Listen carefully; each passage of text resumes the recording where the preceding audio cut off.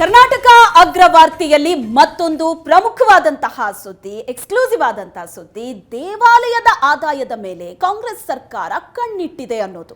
ಮತ್ತೊಂದು ವಿವಾದಕ್ಕೆ ಕೈ ಹಾಕಿದೆ ಕಾಂಗ್ರೆಸ್ ಸರ್ಕಾರ. ಈ ಮೂಲಕ ಅಂತದ್ದೇನಾಗಿದೆ ಅನ್ನೋದನ್ನ ನೋಡೋಣ. ದೇವಾಲಯದ ಆದಾಯದ ಮೇಲೆ ಕಾಂಗ್ರೆಸ್ ಸರ್ಕಾರ ಕಣ್ಣಿಟ್ಟಿದೆ, ಮತ್ತೊಂದು ವಿವಾದಕ್ಕೆ ಕೈ ಹಾಕಿದೆ ಸರ್ಕಾರ.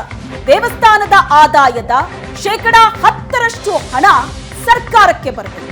1 ಕೋಟಿಗೂ ಹೆಚ್ಚಿನ ಆದಾಯಕ್ಕೆ 10% ನಿಧಿ ಸಂಗ್ರಹ, 10 ಲಕ್ಷದಿಂದ 1 ಕೋಟಿವರೆಗೆ 5% ನಿಧಿ ಸಂಗ್ರಹ. ಇಂದು ಧಾರ್ಮಿಕ ಸಂಸ್ಥೆ ಧರ್ಮಾದಾಯ ವಿಧೇಯಕಗಳ ತಿದ್ದುಪಡಿಯಾಗಿದೆ.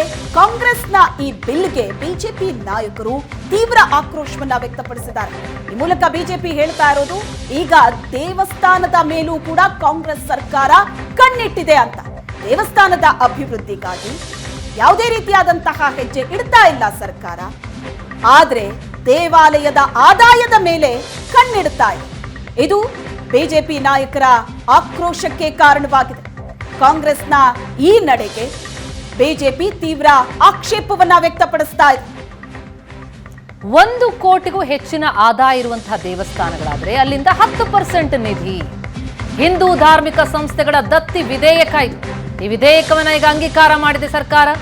ದೇವಸ್ಥಾನಗಳ ಪಾವತಿ ಹಣ ಹೆಚ್ಚಳಕ್ಕೆ ವಿಜಯೇಂದ್ರ ಕಿಡಿಕಾರಿದ್ದಾರೆ.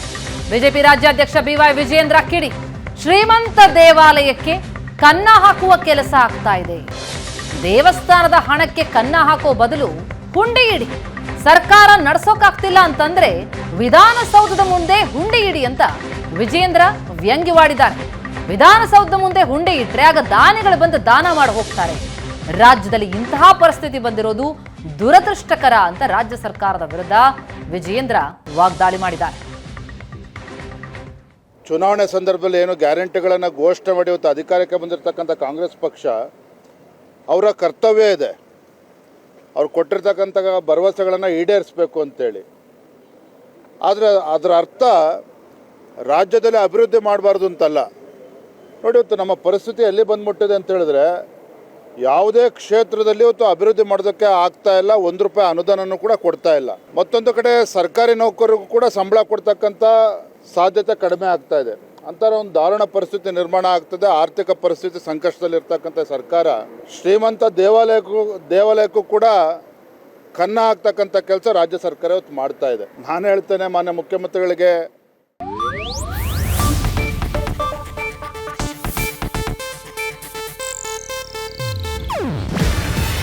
ಇದು ಏಷ್ಯಾನೆಟ್ ನ್ಯೂಸ್ ನೆಟ್ವರ್ಕ್ ಪ್ರಸ್ತುತಿ. ನೀವು ನೋಡ್ತಿದ್ದೀರಾ ಏಷ್ಯಾನೆಟ್ ಸುವರ್ಣ ನ್ಯೂಸ್.